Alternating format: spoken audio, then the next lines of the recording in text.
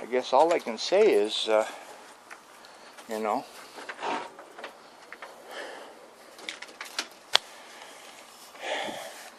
my life plans have changed. You know, we were slow getting out of the house in the country. You know, we should have been working on it for the last while. But the MS have been causing me trouble, and it was hard to do. And now this has just made it a lot more urgent, to where our oldest son Brad has gone, and he's been purging stuff out of that house, because a lot of the stuff in there we're not bringing to the new house. So he's hauled scrap metal away, and I'm going to be getting rid of all my cars. You know, we're basically going to be left with our fleet here, our 2002 rusty Dodge minivan. And once the other house sells, we're going to buy a new vehicle. And this was going to be the one Amber was going to pick, because we knew that before the cancer came up,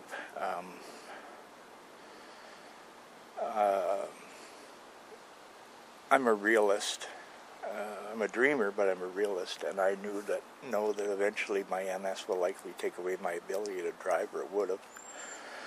So we keep our vehicles for a long time. So I told Amber that this one was going to be the one that she could pick.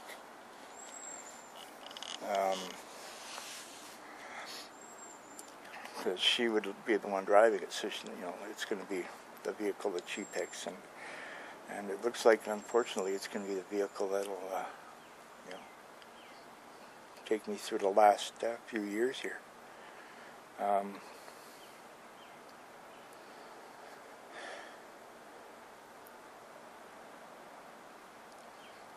You know, I've always said that I was 19. Because I stopped having birthdays after that. I've had anniversaries of my 19th birthday, and this year I was coming up on the 38th anniversary of my 19th birthday. So, in human years, that means I'm going to be 57 this month. We're June 2nd right now. No, June 1st. We're June 1st right now. So later in the month I'll be 57, and you know, they said 36 months. That barely gets me to 60, and that's not enough time. So we've hastened up things. All my Datsuns are going. So we have to go back to this.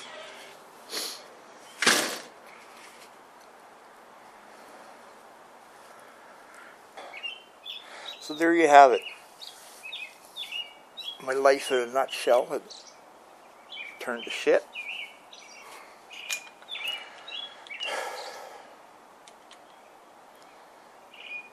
You know, do I have 6 months? I don't feel like I do. I feel I have more, but you know, cancer is a scary, funny thing. You know, do I have a year? And, you know, I'm pretty sure I do. But that 36-month thing, that's scary, you know. Amber and I had just passed our 31st wedding anniversary in March 22nd. When we got married, we had to find a month where the 22nd was on a Saturday, because that's my that's my car number, and also, you know, it's the house number, and it's actually in my phone number, and or the house number here, and it's actually Amber finally got a cell phone, and that number is part of her cell phone number as well. 22 has always been my lucky number. So we found a month where the 22nd fell on a Saturday, and I've never forgotten an anniversary. A friend of mine who was an ice racer. Tim, his anniversary is August 22nd, and so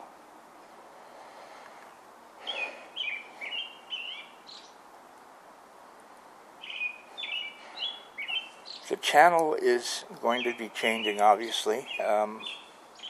Grandpa's garage is basically dying,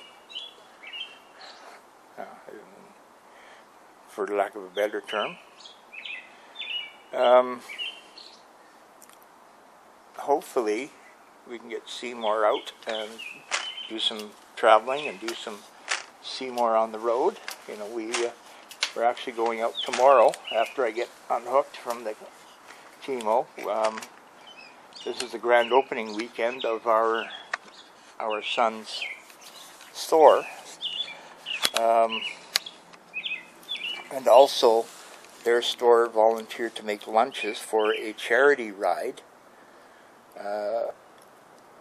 out by their area. It's an ATV off trail ride, so they're making 65 lunches for the volunteers. So we're going to go out there tomorrow, and then tomorrow evening, Amber's going to help AJ and Jess and the girls make 65 bag lunches for the volunteers for the ride. And also, they're going to have a barbecue and stuff. I think barbecue and balloons or something for their grand opening, and that'll be nice. I won't be able to do much because I'm toxic. So I will be leaving foodstuffs alone, and if any of the kids, if Vi or Chevy are granddaughters, if either one of them is ill, then I'll have to avoid them because my immune system is being knocked down as we speak.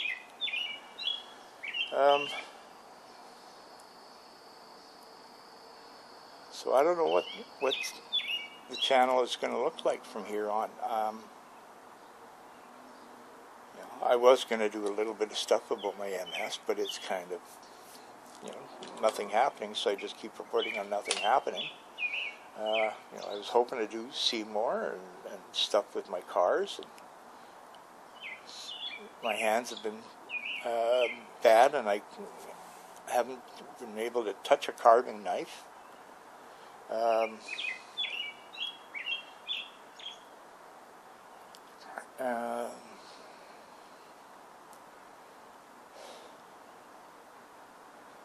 We got to, hastily now, more hasty. Amber's retiring soon. She's on stress leave right now with me. We got to battle this, and we need to hit it. And it's just for her to be working out in the country at the other house, and me being in the city. Because we have to have both houses occupied, or we can't afford the insurance on them. We got to get the other house emptied out. And Brad's been working, and Daddy had a couple of weeks off and went out there and purged, took a couple of loads to the dump, and we've gone out there a couple times. But I'm thinking, if I'm going to be posting videos, I'm sorry, folks, but it's looking like it's going to be related to my latest journey in life, dealing with cancer.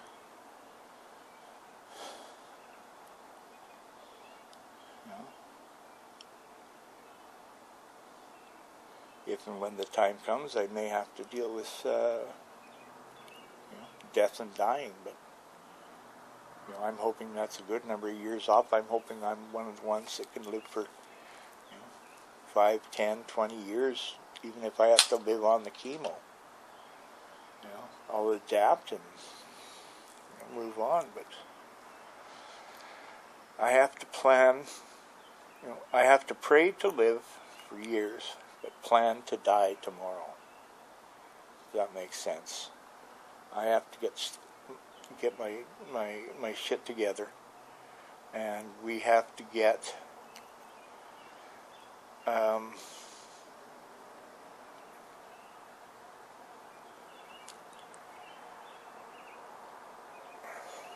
Come on, brain.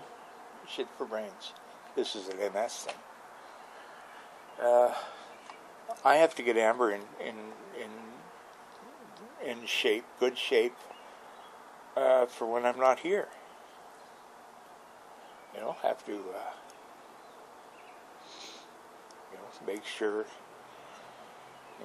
financially she'll be okay, which she will be. When I had to take my pension, I made sure that I took a slightly reduced pension,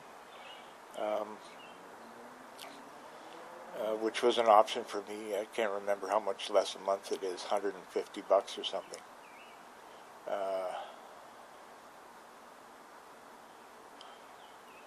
Maybe a little more, $200 a month, less. But my pension doesn't die with me. It dies with the last of us. So if Amber lives to be 100 years old, then she will have a pension, a steady pension. She worked part-time, or not at all, for years, raising the family, and it's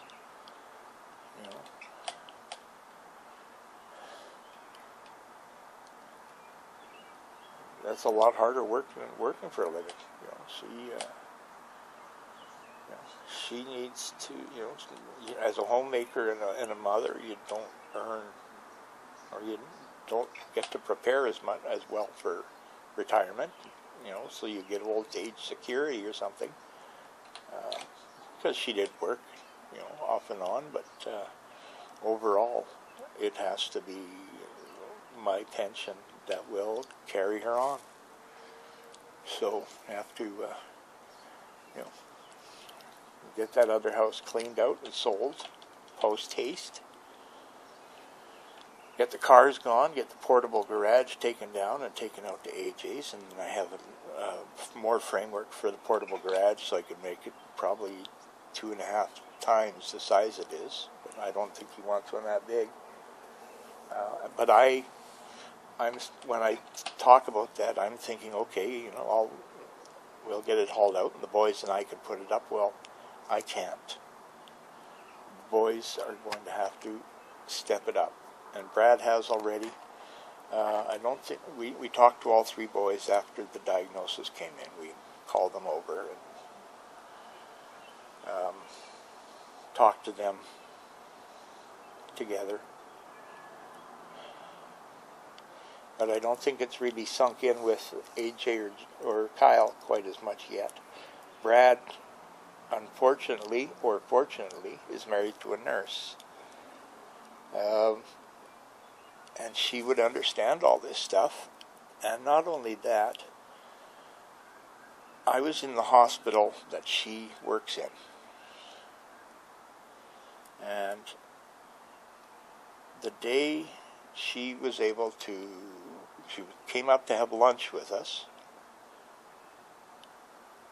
and just as she got there, they said, you want to come and, I had asked to see the CT scans and talk about them a little bit with the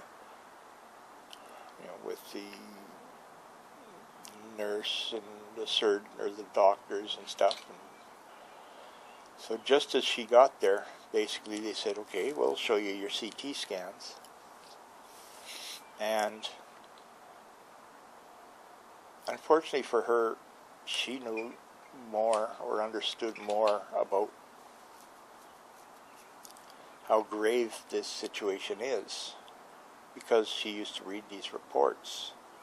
She just had never seen a CT scan on the computer. She had read the reports, the radiology reports in her nursing. So went from a nice day where she was going to come and have lunch with us to a day that really upset her. Because as much as I kind of had a picture of what was coming, it still hadn't really sunk in with me yet. But with her, she deals with that daily, and when she heard them saying this blockage and the tumor by the liver and kidney, and the one's on the peritoneum, and one's in the colon, and one's in the bowel. She knew. She knew it wasn't good. So it's taken me a couple of months to be able to talk about this.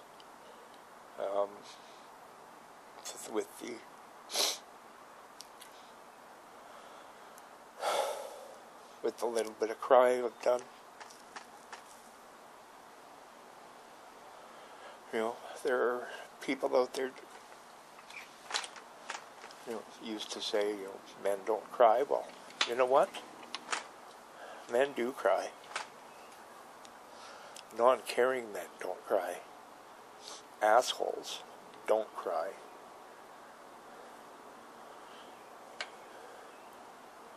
Rapists and serial killers don't cry.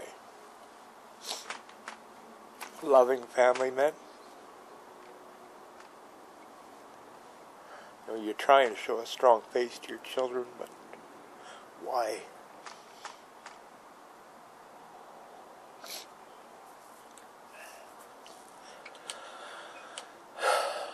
You know, they need to see that you're vulnerable too.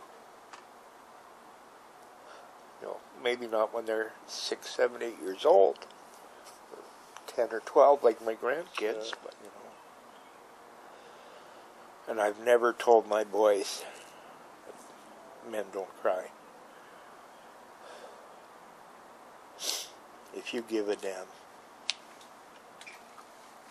don't be afraid to show it.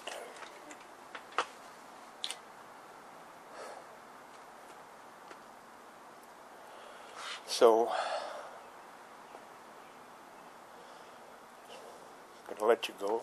This is going to be broken up into several parts because the first part was 30 or 40 minutes long and this has been an hour. So this is going to be cut up into about 4 sections, I think, or 5. I think I'm going to have to come up with a new way to sign off. It just doesn't seem to me to be right to be saying take it easy, have a good one, and you know, hang loose.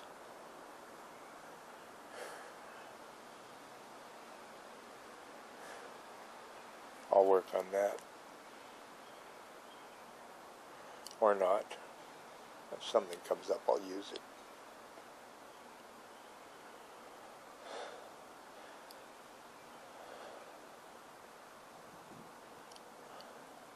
Take it easy, have a good one. I can't use that one. Just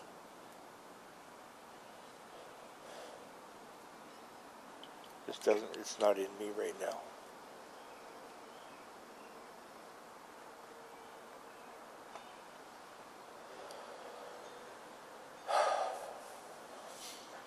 Anyway.